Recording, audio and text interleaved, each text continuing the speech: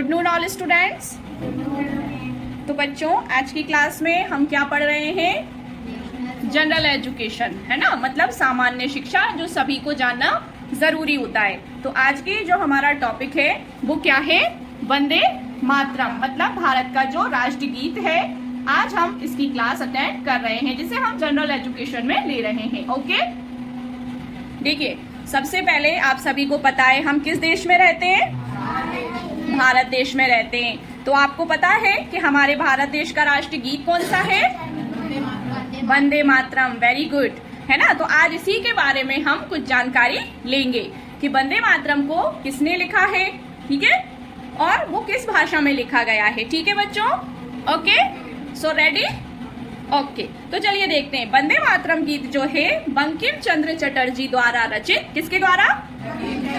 चटर्जी द्वारा रचित राष्ट्रीय गीत है जिसे हम नेशनल सॉन्ग भी कहते हैं, और जो माँ दुर्गा के रूप में मातृभूमि की यानी कि भारत की स्तुति करता है। हमारे पूरे भारत की जो मातृभूमि है हमारी, उसका पूरा गुणगान इस गीत के माध्यम से इस गीत के अंदर किया गया है। ओके, ये आनंद मठ उपन्यास, उपन्यास का नाम है ये, क्या है? आनंद मठ। कौन सा उपन्यास? आनंद मठ, उससे लिया गया है। और इसके पहले जो दो पद हैं, वंदे मातरम जो हम गाते हैं ना, इसके जो पहले दो पद हैं वो संस्कृत बांग्ला भाषा में लिखे गए हैं। ठीक है, मतलब उसमें गाए गए हैं बांग्ला भाषा, संस्कृत बांग्ला राष्ट्रीय गीत के रूप में गाए जाते हैं। ठीक है, जिसमें भारत माता को जल, फल, मलयज, शीतलताम गाते हैं ना, सुजलाम सुफलाम मलयज शीतलाम। ठीक है, तो ये है जिसमें भारत माता को जल, फल और मलयज शीतलता और हरी भरी, क्या बताया गया है?